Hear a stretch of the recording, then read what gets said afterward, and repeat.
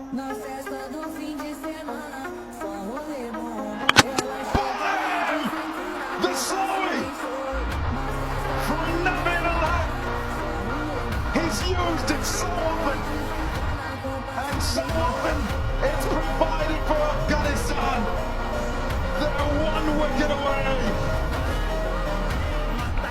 Brilliant bowling, kept low, skidded through. Maybe that additional rain that's starting to fall. Coach is happy, the team is happy. What a tense finish this is.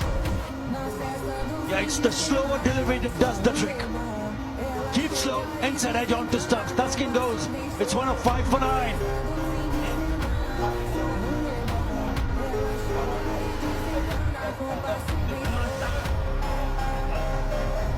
Well, the rain gets harder. Hard enough for the umpires to say we've got to go off. And at this point, Bangladesh are behind by 3 runs as we go off. Yeah, this is potentially very, very cruel. Before that delivery, Bangladesh were ahead by 3. That wicket fell, the slower ball that skidded through. Tuscan Ahmed's inside edge onto the stumps. Suddenly it was a different ball game. Afghanistan are ahead of the game, but it looks like the covers are starting to come off. But let's have a look at that inside edge. Very, very low as it skidded through, took the toe of the bat. Because it's just kept so low, just right at the very end, the bottom edge and onto the stumps. Look at that reaction. They know how important that wicket is because now they are ahead in terms of the dealer's power score.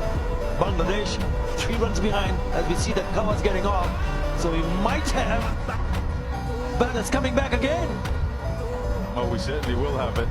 We'll have the fielders back on the field as well. Here they come. And they will strain every sinew to get one more wicket. It's not done yet. There's still Liton Das at the other end. What he would like is for Mustafizur to survive a couple of balls. Can he? If he can do that, then he takes it all on. Whatever's left doesn't matter. If it's all 9, he'll want to try and get all 9 runs at the other end. Liton Das. It's nip and tuck, I tell you. And we still don't know which way it's going to go. Atar Ali Khan, you said you didn't want him to come in. He's got to do something now. The Viz. I never said I didn't want him to come in. I mean, if there's a wicket, then he has to come in. There's no other option. What is important now for him to realize the fact that he needs to survive 2 deliveries. And if he can get somehow Liton Kumar Das back on strike, then you never know. Well, there's only 2 balls left in this over, so it's really probably down to him surviving those 2 balls and leaving the rest of the work to Liton Das in that very last over. Yeah, I'll ask again. Who writes their scripts? Afghanistan. The fans, the players themselves, the coaches. Nerves shot. Because the way this one has gone, well, the very fact that Bangladesh were well in it in terms of that run rate, that net run rate they had to try and overturn. And so going at it, the beginning part of the game looked like they'd be difficult to stop. Kept losing wickets, and so in the end, they weren't going to get there in time. And you wouldn't have thought, with the way that they started, that they then wouldn't be able to get to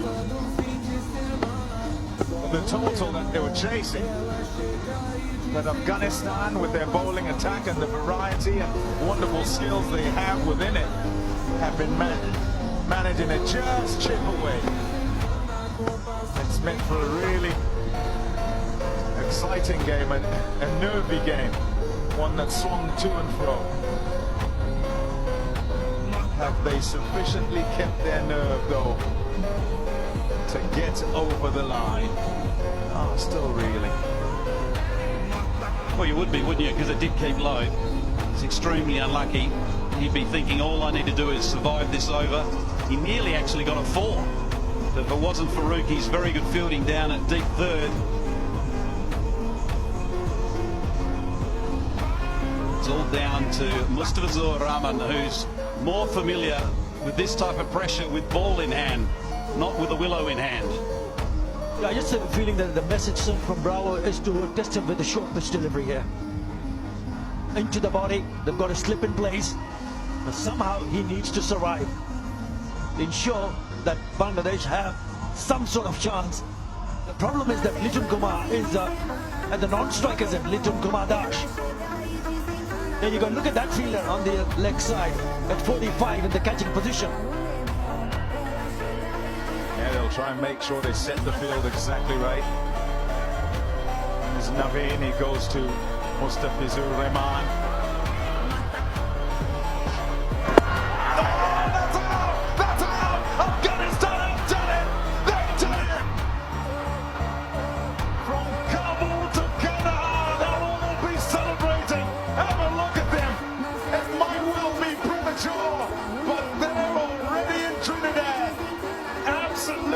Fantastic scenes here.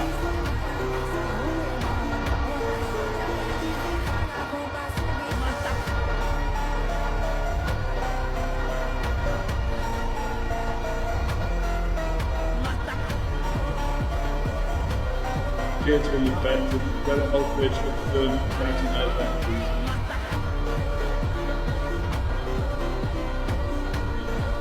Keep rolling it through, just keep rolling it through from your keys. Clear gap between the bats and the ball, no batting ball. Ball tracking really easy.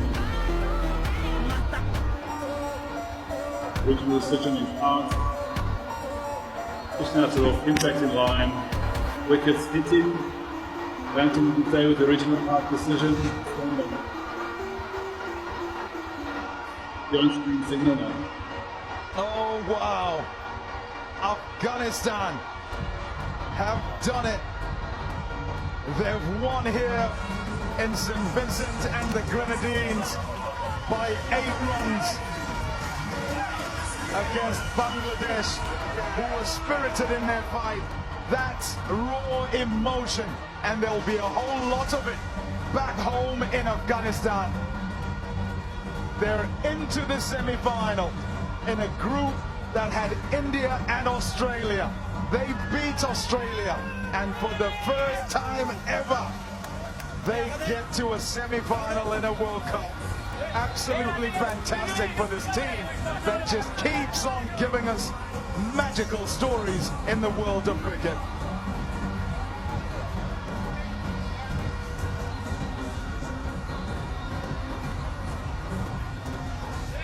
They've shown great fight, not only today, but throughout this Super 8 stage. They conquered Australia 2 days ago. They knew they had one more to go to find themselves in Trinidad to play in a semi-final, something they dreamt of and something that has come real. The captain, Rashid Khan, full of emotion. So he should be. He has led this team exceptionally well, not only tactically, but with ball in hand. Once again, he's delivered with 4 key wickets.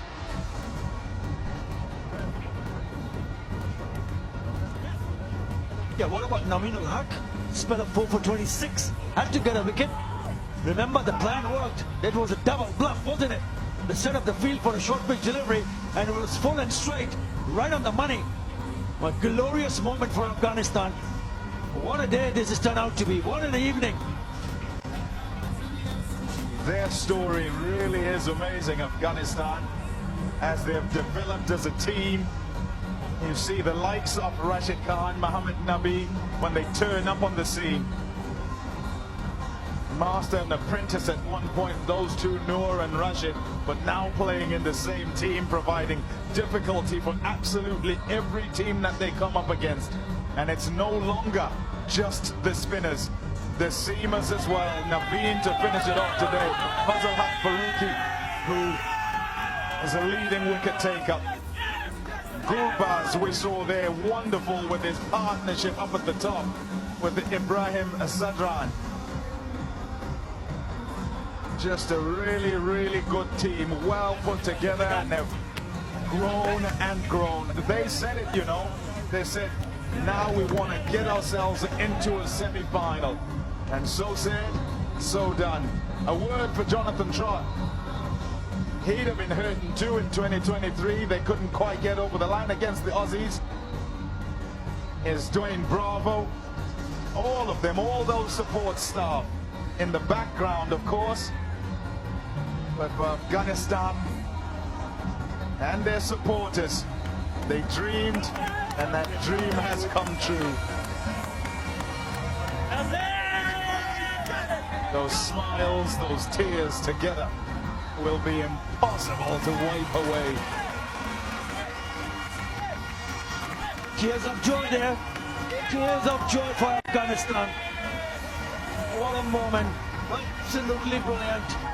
Grovas on the shoulders, and why not? Remember his role with the bat.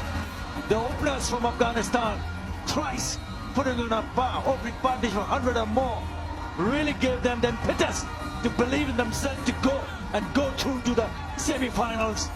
Australia out, Afghanistan in.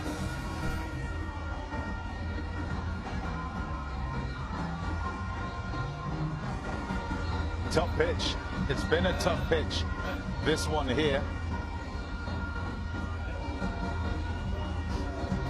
Yeah, let's go downstairs now to Laura McGoldrick with a special guest. Thank you very much. I'd now like to ask the Doctor, the Honourable Ralph Gonsalves, the Prime Minister and Minister of National Security, Legal Affairs and Information, to hand the Player of the Match award over to Naveen Al-Haq for his 4 for 26 tonight.